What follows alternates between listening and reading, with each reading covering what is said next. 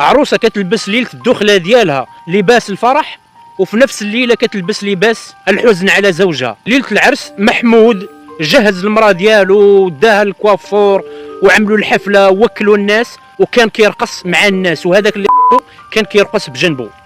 قاتل كان كيرقص بجنبه ملي غفلوا ويضربوا بالسكين في الجنب ديالو الايمن، ودا الله الامانه ديالو. والعرس ما بقاش عرس، ولا مأتم. سميتو ياسين ولد العم ديال العروسه. قبل محمود ما يتزوج بهاد العروسه هذه، ياسين مشى عند عمو خطب منه بنت عمو، وعمو رفض، قال له انت كتعتبر بحال ولدي، وبنتي ما غاديش تصلح لك وانت ما تصلح لهاش. والاب رفض باش يتزوج له بنته. وياسين اشنو دار؟ ولا كيتواصل مع محمود، قال له راه النهار اللي غتزوج بها اخر يوم في حياتك، وفعلا نفذ ما ديالو. ولماذا؟ من قله النساء يعني. اشنو ذنب ولادكم توكلوهم ذهول الخنزير؟ هاد النوع ديال الحلويات والله ما كنعرف حتى سميتها، ما تبقاوش تشريوها لولاد ديالكم، حيت فيها الجيلاتين وفيها الدهون الخنزير.